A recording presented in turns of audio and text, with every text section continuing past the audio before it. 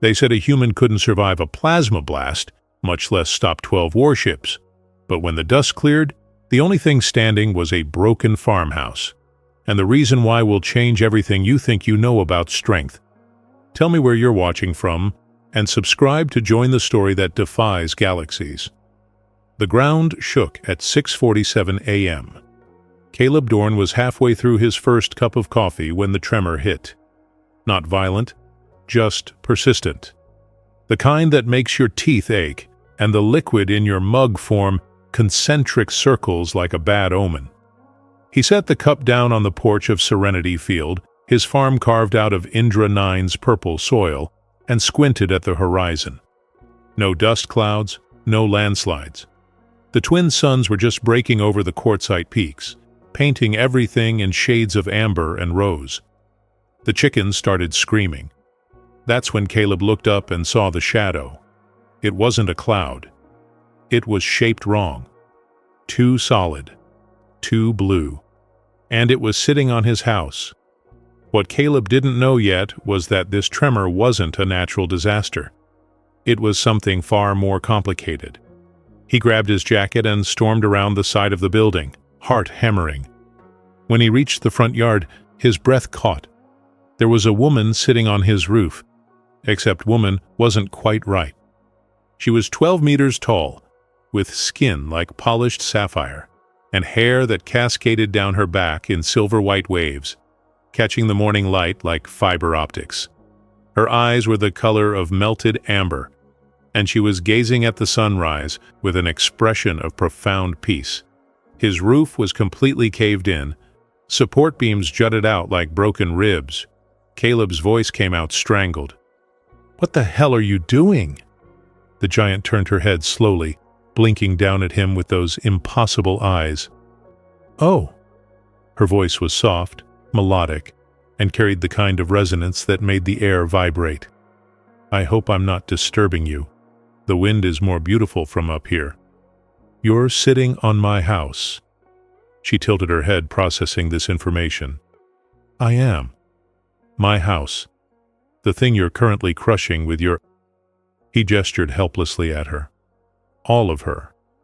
With your entire everything." The giant looked down, and her expression shifted to something like genuine horror. "Oh no." She stood up in one fluid motion, and Caleb had to step back as debris rained down. "I am so sorry. I didn't realize this was a dwelling. It's so small." "It's human-sized," Caleb snapped, staring at what used to be his bedroom. His bed was now a pancake. His collection of vintage engine parts was scattered across the yard like shrapnel. "We're small. You're... Ahahahaha, Talovar," she said gently. "My name is Thyra Nesh." She knelt down, which still put her at eye level with his roof, and the ground trembled again. "Please, let me repair the damage. It's the least I can do." Caleb wanted to tell her to leave, to file a complaint with the Interspecies Housing Authority, to go back to wherever giant blue women went when they weren't destroying people's lives. But then he saw her face, really saw it. Behind the alien features and the impossible scale, there was something unmistakably lonely in her eyes. The kind of loneliness that Caleb recognized, because he saw it every morning in the mirror. He sighed. "Fine, but if you break anything else, I'm charging you double." She smiled, and the warmth in it could have powered a solar farm. "I promise to be more careful." That promise lasted exactly 4 hours. Thyra tried to help rebuild. She really did. But every solution created 3 new problems. She lifted the barn support beam back into place, but the beam was made for human hands. It splintered in her grip like a toothpick. She tried to hammer in new roofing panels, but the hammer looked like a toy in her palm, and she drove the nails through the wood, the subfloor, and into the ground beneath. Caleb watched, his jaw getting tighter with each disaster. "Stop. Just stop." But Thyra froze, a panel of corrugated metal bent in half in her hands. "I'm making it worse, aren't I?" "You're trying to perform surgery with a sledgehammer." She set the metal down carefully and sat back on her heels, which still put her towering over him. "I don't understand human proportions. Everything you build is so delicate, like spider webs." "We're not made of stone and stubbornness like you people," Caleb muttered, running a hand through his hair. He was sweating, covered in dust, and his back hurt from 3 hours of damage control. "We have to be careful because we break easy." "You break easy," Thyra repeated slowly, as if this was a revelation. She looked down at her hands, then at Caleb. "I didn't know. On my world, we build everything to last 1,000 years, to withstand earthquakes and storms and war. But you?" She gestured at the farm, at the delicate irrigation lines and the wooden fences. "You build knowing it might not last, and you do it anyway." There was something in her voice. Not pity, something closer to wonder. Caleb felt an uncomfortable flutter in his chest and shoved it down. "Yeah, well, we're stupid like that." As the day wore on, he found himself explaining things to her. How to measure force, how to think in smaller increments, how to move without causing tremors. She listened with an intensity that was almost unsettling, leaning in close enough that he could see the strange, iridescent patterns in her skin, like oil on water. By sunset, the roof had a temporary patch, and Caleb was too exhausted to be angry anymore. He sat on the porch steps with a beer, watching Thyra attempt to plant seeds in the garden. She was using her pinky finger like a dibbler, her face scrunched in concentration. "You've done this before?" he asked. "Never. We don't grow food on Indra. We cultivate crystal formations and rare minerals." She glanced at him. "Is it working? You planted them upside down." She made a sound that might have been a laugh or a groan. "I'm terrible at this." "Yeah, you really are." But Caleb found himself smiling anyway. "Come here. I'll show you." What he didn't know was that teaching a giant to garden would eventually change galactic law. But in that moment, watching the sun set over Indra 9, he just showed her how to press a seed into soil and cover it gently. That night, a storm rolled in. Not the gentle rains Earth colonists were used to, but a full Indran tempest. Lightning split the sky in jagged purple lines. Thunder boomed like artillery fire. Caleb was inside trying to sleep under a tarp where his ceiling used to be when he heard it. A sound that didn't match the storm. A whimper, high and frightened. He pulled on his boots and went outside. The rain hit him like needles. Through the downpour, he saw Thyra curled up near the barn, her massive frame tucked into itself, trembling. "Hey!" he shouted over the wind. "You okay?" She didn't answer. Another crack of thunder split the air, and she flinched, squeezing her eyes shut. Caleb stared. This was a Thalvar warrior, a species known across the galaxy for their fearlessness in battle, their unshakable resolve. And she was terrified of a thunderstorm. He didn't think. He ran to her, slipping in the mud, and shouted up at her. "Thyra, look at me!" Her eyes opened wide and scared. "I can't. The noise. I know. His voice was gentler now. "But you're okay. It's just noise. It can't hurt you. It sounds like the cannons on the day I—" She cut herself off, shaking her head. "The day you what?" She looked at him for a long moment, rain streaming down her face like tears. "The day I was exiled, for trying to stop a war. They fired on my ship. I survived, but the sound—" She trailed off. Caleb felt something crack open in his chest. "Come here," he said, gesturing to the barn. "Get inside. It'll be quieter." Thyra hesitated, then carefully maneuvered herself through the barn doors, which groaned under the strain. It was cramped for her, but the thick walls muffled the thunder. She sat down, and Caleb climbed onto a hay bale so they were closer to eye level. "Better?" he asked. She nodded. "Thank you, I know it's foolish. A warrior of my size shouldn't—" "Fear isn't about size," Caleb interrupted. "I've seen soldiers twice my size cry over a missing letter from home. Doesn't make them weak, just makes them alive." Thyra studied him with those amber eyes. "You were a soldier. Mechanic. But yeah, I saw things." He rubbed the scar on his forearm absently. That's why I came out here, to get away from the noise." "And then I brought the noise with me," she said softly. "You brought a different kind of noise." He smiled slightly. The annoying kind, but not the bad kind. For the first time, Thyra laughed. Really laughed. The sound made the barn walls vibrate and the chickens cluck in alarm, but it was genuine and joyful and completely, utterly human in its warmth. And Caleb realized, with a start, that he hadn't laughed in 3 years. Not since the war. Not since he'd buried his best friend in Martian soil and vowed to never get close to anyone again. But here he was, sitting in a barn with a 12-meter-tall alien who was afraid of thunderstorms and couldn't plant seeds right side up. And he was smiling. Outside, the storm raged on. Inside, something small and fragile began to grow between them. By the time the rain stopped and the twin suns rose again, Caleb Dorn still didn't know what he'd gotten himself into.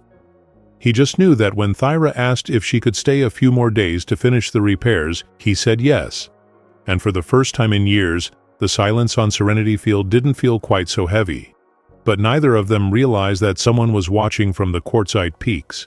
Someone who would make sure that this strange, unlikely friendship would cost them both everything. For now, though, they had a farm to rebuild. And maybe, just maybe, 2 broken people learning to be whole again. Even if one of them kept sitting on things by accident, 3 days became a week became 2, and somehow, Serenity Field had gained a permanent 12-meter-tall resident who kept breaking things while trying to fix them. Caleb told himself it was temporary. That once the farm was repaired, Thyra would move on. But every morning he'd wake up to find her sitting on the hill behind the house, watching the sunrise. And every morning, he'd bring her a cup of coffee. Well, bucket of coffee. She needed both hands to hold it. "This is bitter," she said the first time, making a face. "That's the point. Humans drink this for pleasure? Humans drink this to survive mornings. There's a difference." She'd laughed at that, and the ground had trembled pleasantly. Caleb was getting used to the earthquakes that came with her emotions. What he didn't realize was that teaching a giant to be gentle would reshape his entire understanding of strength. The real lessons started with the garden. Thyra wanted to help, genuinely wanted to contribute, but everything she touched seemed to wilt or break or explode. The irrigation system, the chicken coop, the fence posts.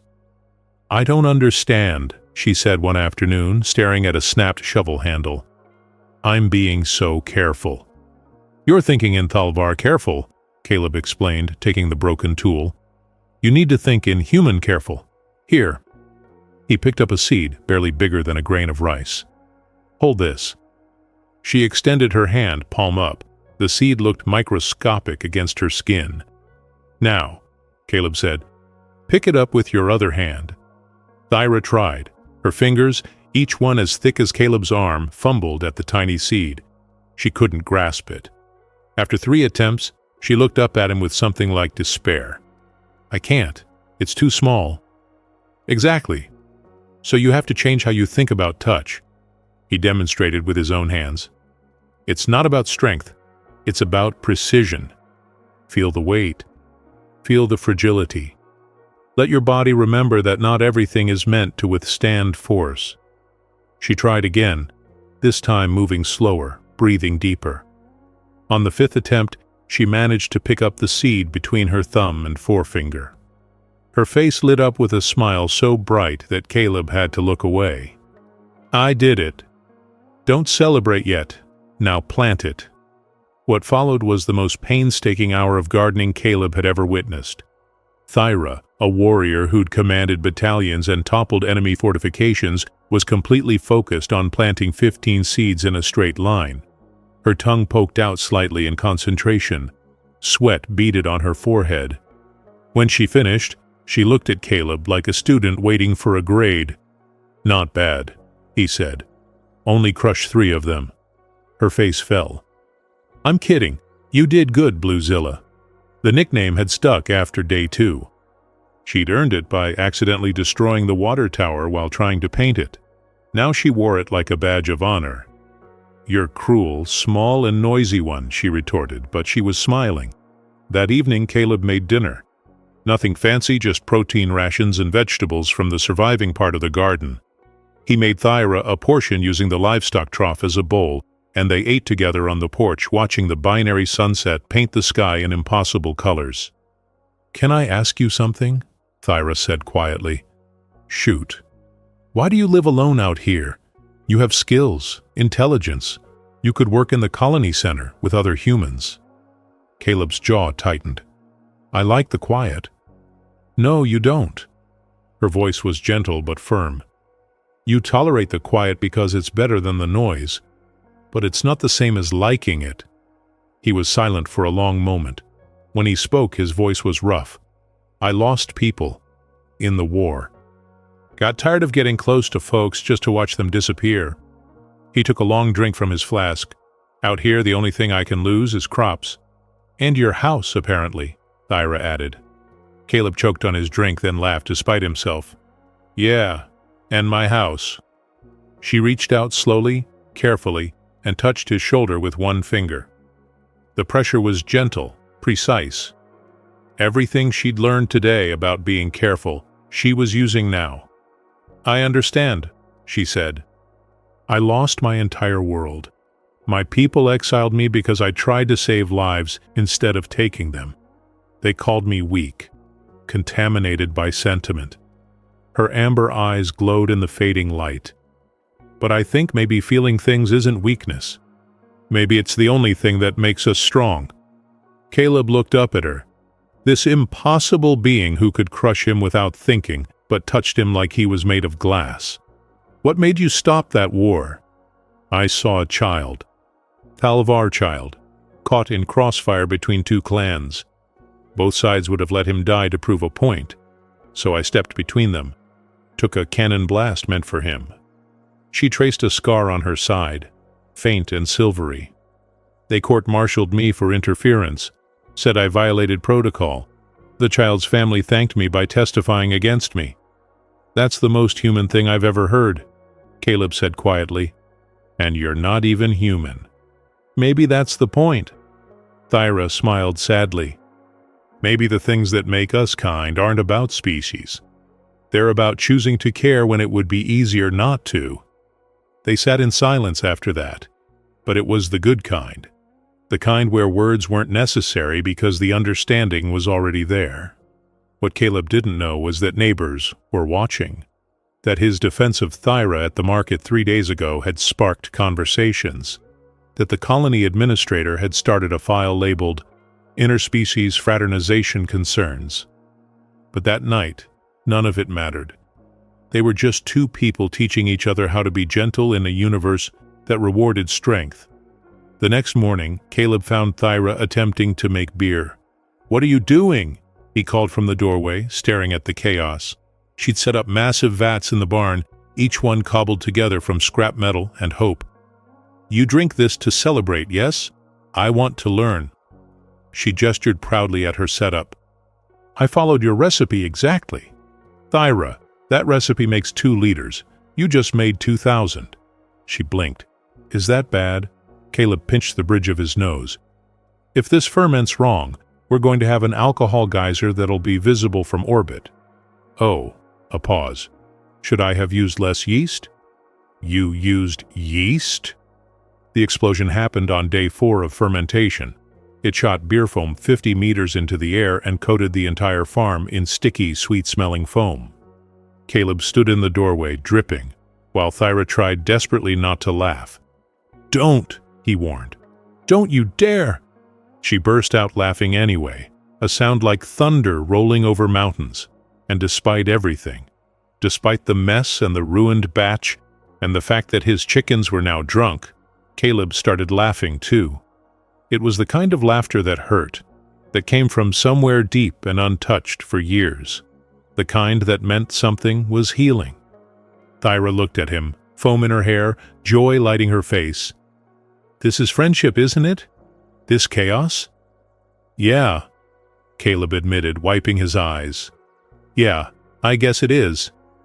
But the neighbors weren't laughing. Word spread through the colony. The human with the pet giant, the security risk, the diplomatic incident waiting to happen. On the 15th day, Colony Administrator Voss showed up with 2 security officers. "Mr. Dorn," Voss said, his face pinched with disapproval. "We need to discuss your situation." "My situation?" Caleb crossed his arms. "The Thalvar. This is a violation of the settlement terms. Non-essential interspecies contact is prohibited outside designated zones. She's helping me rebuild. That's pretty essential. She's destroying property values and creating safety concerns." Voss glanced at Thyra, who stood behind the barn, trying to make herself small. An impossible task. "We've received complaints, tremors, noise. An explosion last week that registered on colony sensors. That was an accident." "It's always an accident with them," Voss interrupted. "These beings don't understand restraint. They're fundamentally incompatible with human habitation." Caleb felt anger rising, hot and fierce. "She understands restraint better than you understand tolerance." The 2 men stared at each other. Finally, Voss said, "I'm recommending to the council that she be relocated to a designated Thalvar zone. For everyone's safety." "You can't do that." "I can, and I will." Voss turned to leave, then paused. "For what it's worth, Mr. Dorn, I know you mean well. But some boundaries exist for a reason. We're not meant to mix." After they left, Caleb found Thyra sitting on the far hill, her back to the farm. He climbed up and sat beside her, though beside was relative when she was the size of a building. "I heard," she said quietly. "I should go. I'm causing you trouble." "You're causing me migraines," Caleb corrected. "There's a difference. I don't want to be the reason you lose your home. Again." She smiled faintly. "Once was enough." Caleb was quiet for a moment. Then he said, "When I was in the service, my CO used to say that the measure of a person isn't what they can destroy. It's what they're willing to protect." He looked up at her. "You destroyed my house, Bluezilla, but you also protected me from a storm, taught me how to laugh again. That counts for something." Thyra's eyes glistened. "You really think so?" "I really think so." She reached down and, with incredible care, let him climb onto her palm. She lifted him up to eye level, and for a moment they just looked at each other. 2 beings from different worlds, finding common ground in the ruins of a farmhouse. "I want to fix this," Thyra said. "I want to prove to them that we can exist together. That difference isn't dangerous." "How?" Caleb asked. And that's when she got the idea, the one that would change everything, the one that would make them both famous and infamous in equal measure. "I'll show them," Thyra said, her voice filling with determination. "I'll show them the Thalvar way." Caleb didn't understand what she meant, not yet, but he saw the resolve in her eyes and felt something in his chest clench with anticipation and dread. 3 days later, Thyra Nesh would propose marriage in front of the entire colony, and Caleb Dorn's quiet life would explode more dramatically than any beer fermentation accident ever could. But in that moment, sitting in her palm under twin suns, he just held on, and hoped that whatever came next, they'd face it together, even if she was about to make the biggest cultural misunderstanding in human Thalvar relations. The colony square was packed for the quarterly council meeting. 200 humans gathered under the dome, discussing water rights and crop yields and shipping schedules. Normal, boring frontier politics. Caleb stood near the back, arms crossed, waiting for his turn to defend his living situation. Administrator Voss had made good on his threat, and today's agenda included Item 7, Unauthorized Interspecies Cohabitation at Serenity Field. He'd prepared a speech. Something about personal freedom and property rights, and how Thera was just helping with repairs. All very reasonable, all very diplomatic. What he didn't know was that Thera had her own plan, and it was about to derail his life completely. The meeting was already tense. Colony Director Park was mid-sentence about irrigation quotas when the ground began to shake. Everyone froze. The tremors came in steady rhythm, like footsteps. Massive footsteps. Through the dome's transparent panels, a shadow fell across the square. People started murmuring, pointing. Some moved toward the exits. Others pulled out their comm devices, already recording. Then Thyra Nesh appeared. She decorated herself, woven flowers from the quartzite hills into her silver hair, painted traditional Thalvar markings on her face in luminescent blue. She wore what might have been formal robes, flowing and elegant, catching the light like water. She looked like a goddess descending from myth, and she was walking straight toward the council building. "Oh no," Caleb whispered. "No, no, no." The dome doors were too small for her, obviously. So Thyra knelt outside, her face visible through the transparent ceiling, her amber eyes finding Caleb in the crowd with unerring accuracy. When she spoke, her voice resonated through the entire structure, carefully pronounced, formally intoned, the voice of a diplomat addressing a foreign court. "People of Earth's colony on Indra 9, she began. "I come before you to follow ancient Thalvar protocol, to right a wrong, to make official what my heart already knows." Director Park stood up confused. "Miss Thyra Nesh, this is highly irregular." "I invoke the right of declaration," Thyra continued, and there was steel in her voice now. The authority of someone who'd once commanded armies. "By Thalvar law, I am permitted to state my allegiance publicly, to choose my anchor, my balance." The crowd's murmuring intensified. Caleb felt his stomach drop. He knew what was coming. Somehow, he knew. Thyra's eyes were still locked on him. "Caleb Dorn, you have shown me kindness where others showed fear. You taught me patience where I had only force. You gave me friendship when I had only loneliness." Her voice softened, filled with genuine emotion. "You made me laugh after years of silence. You showed me that strength comes in many sizes, and that the bravest hearts beat in the smallest chests." Someone in the crowd made a sound that might have been awe. Others looked confused. Caleb felt his face burning. "Wait," he said, but his voice was drowned out by Thyra's declaration. She placed her right hand over her heart, fingers splayed in a gesture that would have looked beautiful if Caleb had any idea what it meant. "By the laws of my people, I choose you. I claim you as my bonded companion, my partner in the great work of living." She smiled, radiant and hopeful. "Caleb Dorn, will you accept my proposal of union?" The silence that followed was deafening. Someone near the front whispered, "Did that giant just propose marriage?" And that's when the recording devices came out in earnest. Dozens of them, capturing every angle of this moment. The 12-meter Thalvar warrior kneeling outside a human colony dome, proposing to a farmer who looked like he wanted the ground to swallow him whole. Caleb's mind raced. In Thalvar culture, this wasn't romance.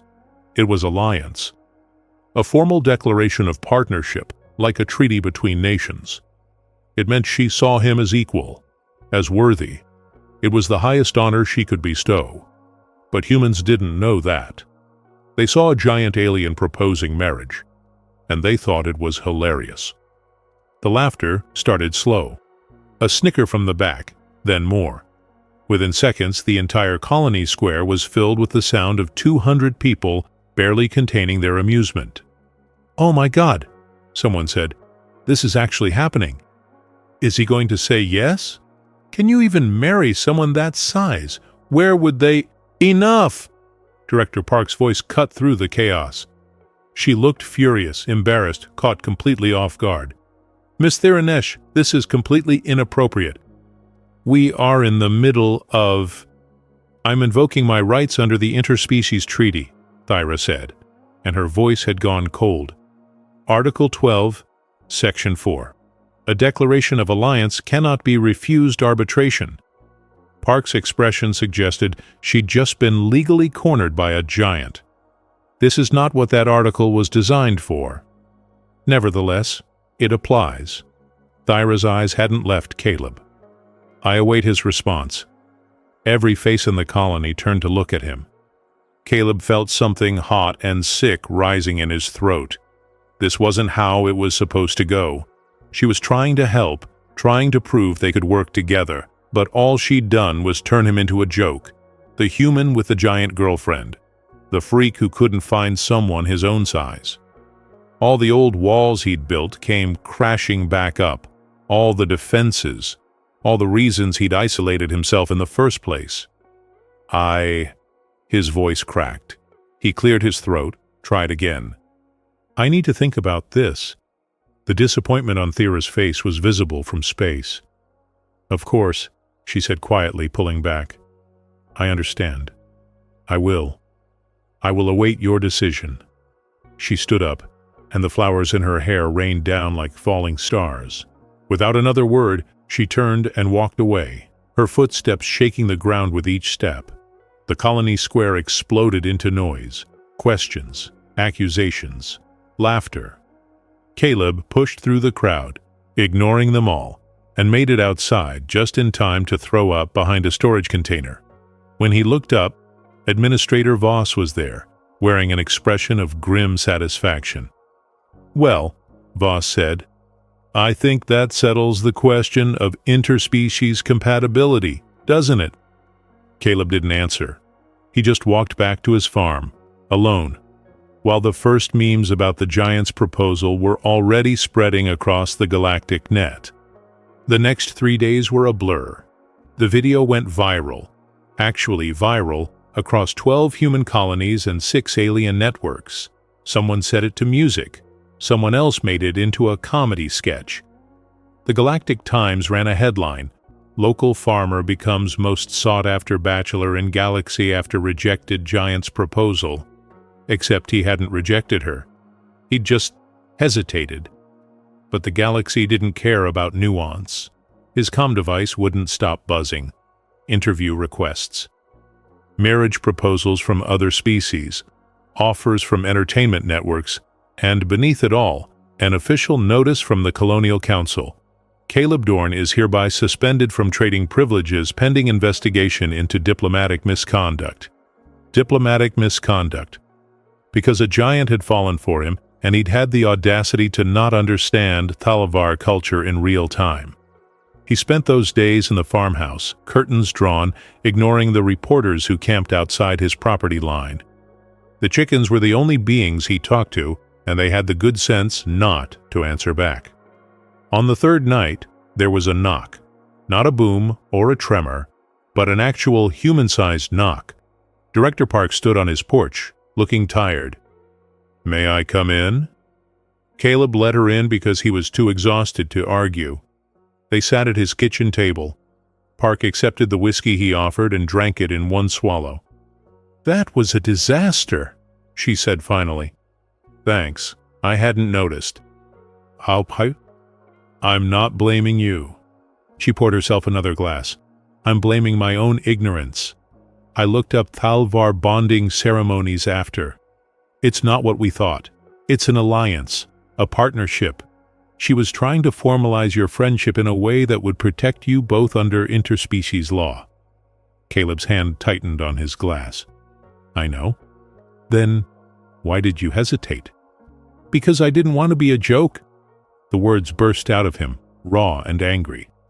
I didn't want to be the weird hermit who couldn't find a human woman, so he settled for a giant alien. I didn't want people looking at me like I'm broken or desperate or... He stopped. Park was watching him with something like sympathy. You care what people think, she said quietly. Of course I care. I'm not a sociopath. No, but you're scared. She leaned forward. You came out here to escape people, to avoid connection. And then, connection found you anyway, in the form of someone who couldn't fit into your safe little isolation if she tried. And instead of being grateful, you pushed her away because other people laughed. The words hit like a physical blow. Where is she? Caleb asked, his voice rough. No one knows. She left the colony entirely, heading toward the Forbidden Peaks, last anyone saw. Park stood up. For what it's worth, I'm dropping the investigation, and I'm sorry. We should have understood what she was trying to do. After Park left, Caleb sat in silence. The house felt emptier than it ever had before. No tremors, no musical laughter, no one asking why humans made coffee so bitter or why chickens were so judgmental. He walked out to the garden where the seeds Thyra had planted were starting to sprout. Tiny green shoots, perfect and straight. Proof that giants could learn to be gentle. He thought about her face when he'd hesitated, the hope dying in her eyes, the quiet dignity as she'd walked away. And he realized with horrible clarity that he'd done to her exactly what her people had done. Rejected her for being too much, for caring too deeply, for offering connection that was inconvenient and complicated and real. He looked at his comm device. Dozens of messages, but none from the one person who mattered. That's when he heard it. A sound in the distance that made his blood run cold. Engines. Multiple engines. Military grade, coming from the direction of the Forbidden Peaks, and beneath them, a long, low rumble that could only be one thing. Artillery fire. Caleb ran for his scanner. When it booted up, his heart stopped. 12 Thalvar ships, warships, heading toward the colony.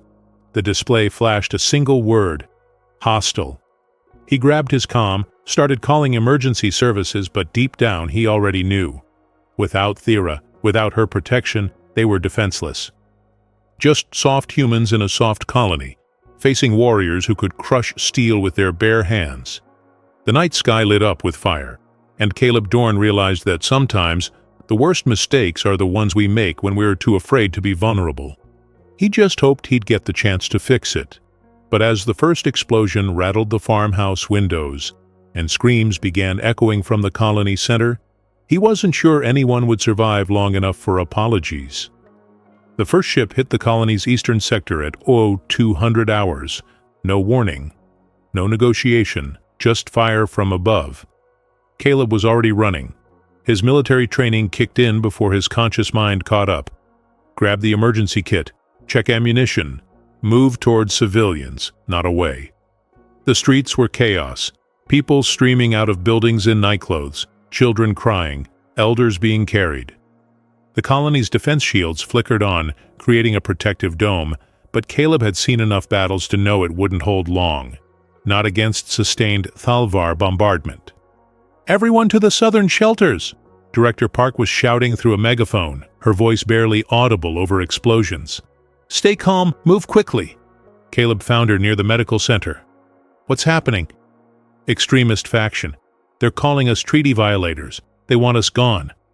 Her face was pale but steady. "We've called for Federation reinforcements, but they're 6 hours out. We have to hold until then." 6 hours. Against 12 warships, with a population of 200 civilians and maybe 30 people with combat experience. They were going to die here. Another explosion rocked the colony. The shield flickered, dropped to 60%. Someone screamed. Caleb looked at Park. "Where's our defensive artillery?" "We're an agricultural colony. We have 3 plasma cannons designed to clear rocks." She laughed bitterly. "We're farmers, Dorn, not soldiers." He wanted to argue, but she was right. They'd come here to escape war, to build something peaceful, and now war had found them anyway. Over the next hour, it got worse. The Thalvar ships didn't land. They didn't need to. They just circled overhead, firing methodically, targeting infrastructure. The water treatment plant exploded in a geyser of steam. The power relay went dark. The shield dropped to 40%, then 30%. Caleb was in the medical center, helping evacuate patients, when the building's wall exploded inward. Not from bombardment. Something physical had broken through.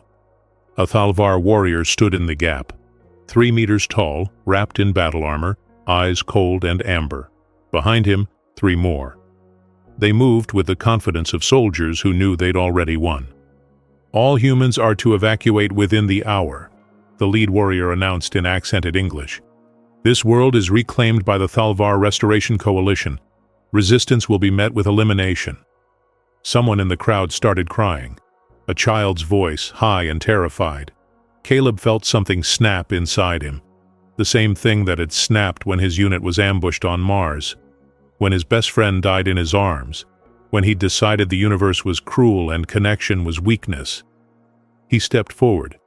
You're violating the Treaty of Sol Invicto. The warrior looked at him the way someone might look at an insect. The treaty is void. Your kind has corrupted our people with sentiment and weakness. We will restore purity. Purity? Caleb repeated. That's what you're calling genocide now? We call it necessity. The warrior raised his weapon. Caleb stared down the barrel and thought about Thyra, about her laugh that shook the ground, about the way she'd trembled during thunderstorms, about the hope in her eyes when she'd proposed, and the devastation when he'd hesitated. He thought, I'm sorry, for all of it. The weapon charged up, the whine of plasma coils reaching critical, and then the ground shook, not from bombardment. This was different. Rhythmic, purposeful, getting closer. The warrior's expression changed, just slightly, from confidence to confusion, to something that might have been fear. Boom, boom, boom, footsteps. The kind that registered on seismic monitors, the kind that made buildings sway and windows crack. Impossible, the warrior whispered. Through the gap in the wall, Caleb saw her, Thyra Nesh, running full speed toward the colony. No decorations now, no flowers or paint, just raw fury in motion, her face twisted with rage and determination, her roar audible over every explosion and scream. She hit the first warship like a meteor. Caleb watched in awe as she leaped, impossibly high for something her size, and grabbed the ship's landing strut. The entire vessel tilted. She swung it like a toy, using its momentum to crash it into another ship. Both went down in a tangle of metal and fire. The warrior in the medical center backed up. The exile, he breathed. Yeah, Caleb said, feeling a wild grin spread across his face. The exile, and she's pissed. Thyra tore through the attackers like they were made of paper. Ships that outweighed her by tons were lifted, thrown, crushed. Warriors in battle armor tried to stop her and were swatted aside. She moved with absolute precision. Every action calculated to protect the colony below, to channel destruction away from the soft, fragile humans she'd sworn to guard. It was beautiful and terrible all at once, raw power wielded with surgical care. The colony shield dropped to 15%, then 10%. The warships were regrouping, concentrating fire. Not on the buildings anymore, on Thyra. No, Caleb whispered. No, no, no. She took the first hit on her shoulder and stumbled, kept moving. The second hit her side. She roared, grabbed another ship, used it as a shield. But there were too many of them, and she was alone. A third hit. A fourth. Blue blood ran down her arms, glowing faintly in the firelight. Caleb ran out of the medical center, through the burning streets, toward the battlefield. People shouted at him to stop, to take cover, but he ignored them all, military training forgotten, common sense abandoned. He ran toward the giant who'd sat on his house and learned to plant seeds and offered him friendship when he didn't deserve it. Thyra was on one knee now, breathing hard, holding up another ship that was trying to crush her. Plasma fire rained down. The coalition commander's voice boomed from overhead speakers. "Stand down, exile. You are outnumbered. You are wounded. Your death here serves no purpose." Thyra looked up at the ships, then down at the colony behind her, at the humans huddled in shelters, at Caleb running toward her like an idiot. Their eyes met, and she smiled. "My death serves the only purpose that ever mattered," she called back. "It protects what I love." The commander laughed. "Love, you truly are corrupted by them." "No," Thyra said quietly. "I'm completed by them." She threw the ship she was holding directly upward into 3 others. They collided in a fireball that lit the night sky, and in that moment of distraction, she moved. Caleb watched it happen in slow motion. Thyra lunging forward, arms spread wide, placing herself between the colony and the remaining ships, making herself the largest possible target. The ships fired. All of them. Concentrated plasma at point-blank range. The energy struck her in the chest. Dead center. A shot that would have vaporized the entire colony dome. She absorbed it all. Her body lit up from within, veins glowing blue, armor cracking. She screamed. Not in pain, in defiance, in fury, in love so fierce it could power stars. And then she fell. Caleb reached her as she hit the ground. The impact created a crater. He scrambled down, climbing onto her chest, ignoring the heat radiating from her wounds. "Thera! Thera, look at me." Her eyes opened slowly. The amber was fading. "Small and noisy," she whispered. "You came back. I'm sorry. God, I'm so sorry. I was stupid and scared and—" "Shh." She raised one hand, slowly, carefully, and touched his face with her pinky finger. The same precision she'd learned planting seeds. "I know. I heard you." "Heard what?" "Your heart. Breaking." Same sound mine made. She coughed, and blue blood bubbled on her lips. "We match." The ships were circling, weapons powering up for another strike. But Caleb didn't care. He grabbed her hand, pressed it against his chest. "Don't go, please." "We'll get you help. We'll—" "No time." Her breathing was labored now. "But I can give you something." She reached with her other hand to the pendant around her neck. A crystal. She'd worn it since the day they met, but Caleb had never asked what it meant. "Life essence," she whispered. "Every Thalvar carries one, our soul crystallized." "Thyra, no. Give me your watch." His hand shook as he unclasped it. The old mechanical watch his father had given him before the war. The one thing he'd kept from his past life. Thyra took it gently and pressed the crystal against its face. Light flared, blue and brilliant. The crystal melted, flowing like water into the watch's mechanism. When it faded, the watch's hands glowed with inner light, pulsing like a heartbeat. "Now," Thera breathed, "I go with you. Always." "That's not enough." Caleb's voice broke. "I need you here. I need you, teaching you to laugh." She smiled weakly. "You remember now. Don't forget again." The ships descended. The colony's shield was gone. This was it, the final strike. Thyra looked up at them, then at Caleb. "Do something for me. Anything. Be brave enough to let someone else sit on your house someday." And then she moved. One last time. Impossibly fast for someone so wounded. She grabbed Caleb, cradled him against her chest, and slammed her other hand into the ground. The earth erupted, a wave of force that rippled outward, catching every ship in range. They spun, engines failing, crashing into the quartzite peaks beyond the colony. The coalition commander's voice cut off mid-transmission. The blast was Thyra's last. Everything she had left. A final act of protection. When the dust cleared, she was still. Eyes open, but empty. Her body glowed faintly, then dimmed. The light that had been Theranesh, diplomat and warrior and friend, flickered out like a candle in the wind. Caleb sat on her chest, holding the watch that now beat with her heart, and screamed. A sound of rage and grief and love, realized too late. The colony survivors emerged from shelters slowly. They saw the fallen ships, the crater, the giant who'd saved them all, and Caleb Dorn sobbing in her palm, holding a watch that glowed with blue light. Commander Rex survived. His ship crashed but remained intact. He climbed out, staring at Thyra's body, at the human crying over her. "She was weak," he said, but his voice wavered.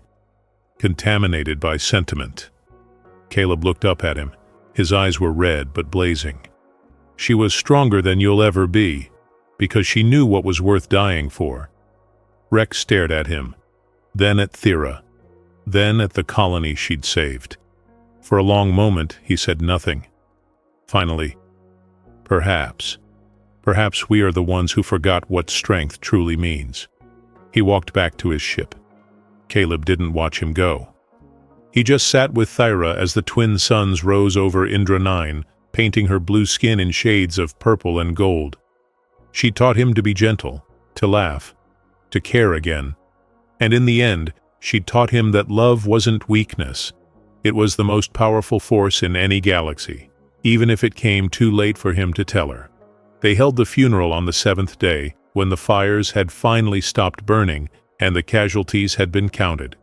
63 dead, 112 wounded. 3 sectors destroyed, but 247 alive, because a giant had chosen to die. The Thalvar sent a delegation. Not warriors, elders. The same council that had exiled Thiranesh for compassion, excessive now stood at her grave, heads bowed in shame and something that looked like awe. They built her monument on the hill behind Serenity Field, where she used to watch the sun rise. The colony's best engineers worked alongside Thalvar craftsmen, constructing a statue from Indran crystal and reinforced titanium, 12 meters tall. Her face turned toward the horizon, one hand extended, palm up, in the gesture she'd used the day Caleb climbed into it. At the base, they carved words in both English and Thalvar script. She sat on the wrong house. She died for the right reason. Caleb stood at the dedication ceremony, wearing a suit that felt wrong on his frame, the glowing watch visible on his wrist. Director Park spoke first. Then the Thalvar High Elder, his voice cracking as he apologized for exiling one of their finest. Then others. Testimonials from people she'd saved, children who'd been in the shelters, Marines from the Federation reinforcement who arrived too late to help but in time to witness what one being could accomplish when motivated by love. Finally, they asked Caleb to speak. He stood before the crowd of 300, humans and Thalvar side by side for the first time in the colony's history, the reporters with their cameras, the dignitaries with their serious faces, and he looked up at Thira's statue, at the crystal eyes that caught the light just like hers had. "I'm not good at this," he started. Thira was the diplomat. "I'm just a mechanic who wanted to be left alone." He smiled bitterly. And she wouldn't leave me alone. Kept sitting on my house, breaking my stuff, making terrible beer. Scattered laughter rippled through the crowd. But she also taught me something I'd forgotten, that being scared of connection doesn't make you safe, it just makes you alone. He touched the watch. She was 12 meters of stubborn determination and gentle hands. She could crush steel, but she learned to plant seeds. She faced down armies but trembled during thunderstorms. And when she had to choose between her safety and ours, she didn't hesitate. His voice cracked. He pushed through. The last thing she told me was to be brave enough to let someone else sit on my house someday, to not shut down again, to remember that our imperfections, our emotions, our capacity to care about things that don't make logical sense, that's not weakness. That's what makes us worth protecting. He looked out at the crowd, at the Thalvar elders listening with rapt attention, at Director Park wiping her eyes, at the children holding flowers to lay at the monument. She was a giant, but the biggest thing about her was her heart, and maybe the universe needs more people willing to be that size, even if it means getting hurt, even if it means sitting on the wrong house. He smiled through tears, especially if it's for love. The silence after his speech felt sacred. Then someone started clapping. Then everyone, humans and Thalvar, together, applauding a warrior who taught them all what strength really meant. After the ceremony, the Thalvar High Elder approached Caleb. He was old, his opalescent skin lined with age, but his eyes were kind. "She spoke of you," the elder said quietly, "in her final transmission to our homeworld before the battle. She said you taught her to measure force, to think in smaller increments, to move without causing earthquakes." He smiled sadly. "She said she finally understood why our people feared connection, because when you care, losing hurts. But she said the hurt was worth it, that feeling everything was better than feeling nothing." Caleb's hand tightened on the watch. "She said that?" Her exact words were, "He taught me that humans build knowing things might not last, and they do it anyway. That's the bravest thing I've ever seen." The elder placed a heavy hand on Caleb's shoulder. "You changed her. And through her, you changed us." 3 months later, the Thalvar Council passed the Interspecies Cohabitation Act. Formally, it was called the Treaty Amendment for Enhanced Cultural Exchange. Informally, every human in the galaxy knew it by another name: the House Crushing Law. It was Thyra's law, her legacy, the proof that one person's sacrifice could reshape civilizations. Caleb didn't go back to farming. Director Park offered him a position as Interspecies Relations Coordinator. He accepted, not because he wanted the job, but because Thyra would have laughed at the irony of a hermit becoming a diplomat. His first assignment was teaching incoming colonists about Thalvar culture. He set up workshops on their farmland, the same fields where Thyra had learned to plant seeds. New arrivals, both human and Thalvar, learned together. They cooked meals using recipes from both cultures. They shared stories. They built things side by side, humans measuring precision while Thalvar provided strength. It wasn't perfect. There were misunderstandings, arguments. A Thalvar engineer accidentally demolished a storage barn. A human teenager taught a Thalvar child a very inappropriate song about tentacles. Cultural exchange was messy, but it was happening.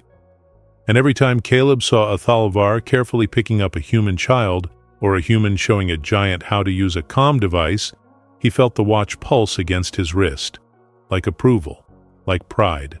Sometimes late at night, he swore he could hear her laugh, that deep rumbling sound that made the earth vibrate. He'd look around, see nothing, and smile anyway. He started keeping a journal, writing down everything she'd taught him, the lessons about gentleness and strength, about building, knowing you might fail, about caring even when caring hurts, about sitting on the wrong house if it's for love. 6 months after her death, Caleb met a woman named Sarah Chen. She was an engineer from the Mars colonies, brilliant and abrasive and absolutely unimpressed by his local fame. They argued about irrigation systems for 3 hours before he realized he was enjoying himself. She came by the farm sometimes, helped with projects, didn't flinch when he talked about Thyra, or when the watch glowed particularly bright at sunset. She just listened and occasionally pointed out when he was being an idiot about his feelings. "You know she'd want you to be happy, right?" Sarah said one evening, watching him stare at the statue on the hill. "I know. And you know that being happy doesn't mean forgetting?" Caleb looked at her, at the practical way she approached problems, at the humor in her eyes, at the mess of a person she was, just like him, just like everyone. "Yeah," he said quietly, "I'm starting to figure that out."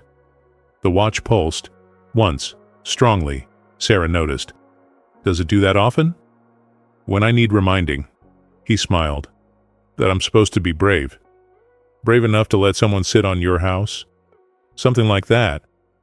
They sat together as the twin suns set, and Caleb thought about trajectories, about how a tremor at 6:47 a.m. had derailed his entire carefully constructed isolation, about how the worst disaster of his life had somehow led to the best thing, about how loss and love were two sides of the same currency, and you couldn't spend one without risking the other.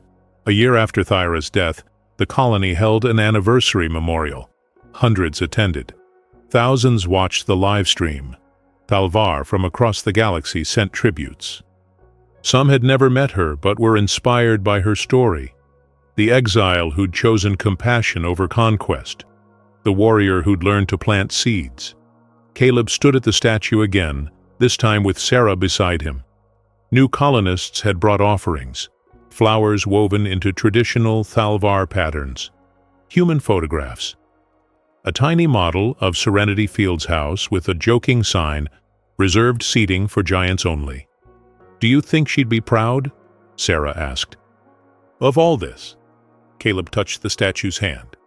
The crystal was warm from the day's sun. "I think she'd be embarrassed by the attention, and secretly pleased, and probably trying to help set up chairs, breaking half of them." Sarah laughed.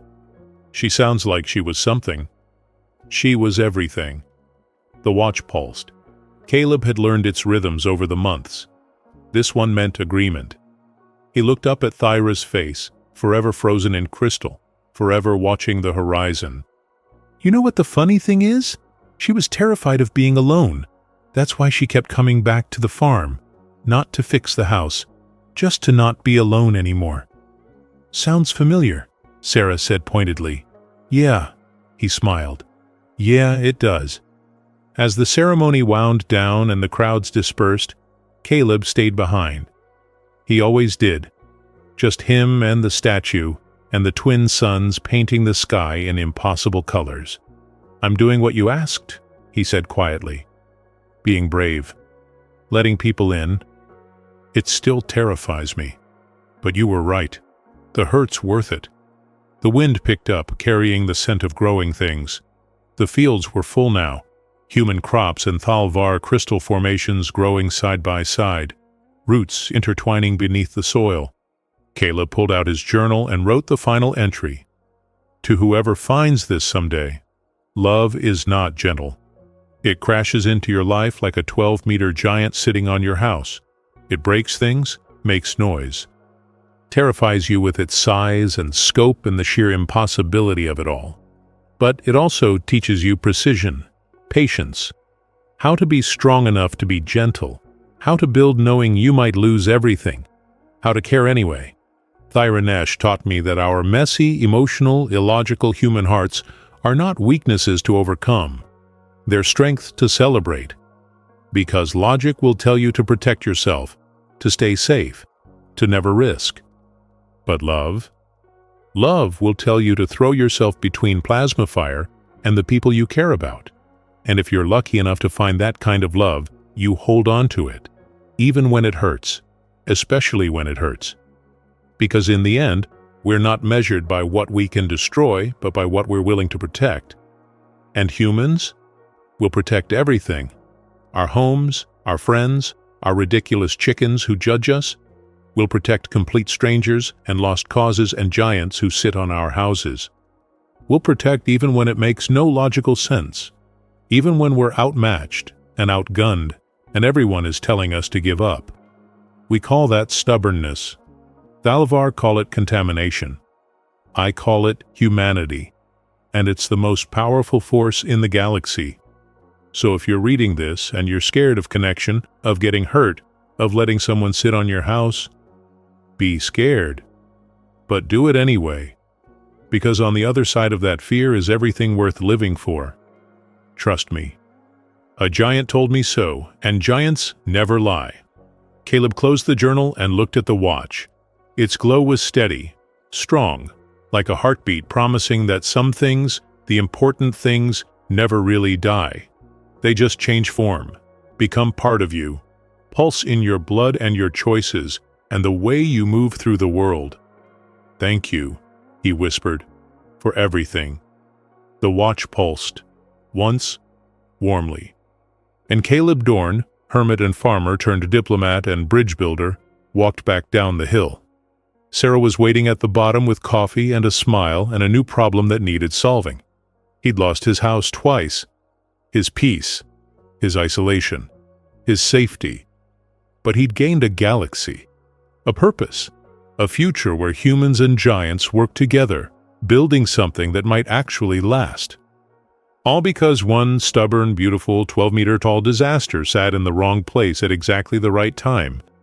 In the end, maybe that's what love is. Wrong timing, wrong sizes, wrong everything. Except for the part that matters most. The part where you choose each other anyway. The part where you build knowing it might fall. The part where you plant seeds and hope they grow. The part where you sit on the wrong house. But always, always for the right reason. In the end, the alien giantess wasn't a story about size, or war, or even love. It was about scale. The scale of courage it takes to be gentle in a brutal universe. The scale of vulnerability it takes to build knowing it might fall. And the scale of a human heart, small enough to fit in a hand, strong enough to move galaxies. Because that's what we do, isn't it? We build, we break, we rebuild. We sit under suns that will never know our names, and still we plant seeds, just because we can. Humanity's greatest act of defiance has always been caring anyway. So ask yourself, when was the last time you let something or someone beautifully inconvenient crash into your life? Would you rather live safe and untouched, or alive and unguarded? And if love ever sat on your roof by accident, would you chase it away, or learn to rebuild beneath it? If you made it this far, type the word house in the comments, because now you know what it really means. Tell us where on this planet, or any planet, you're watching from. Subscribe if you felt something shake inside you tonight, hit like if you laughed through the tears, and share this story with someone who needs to remember that strength and tenderness aren't opposites, they're allies. And when the card appears on your screen, don't scroll away, click it. Another story waits there, because somewhere out there, another giant just sat on the wrong house.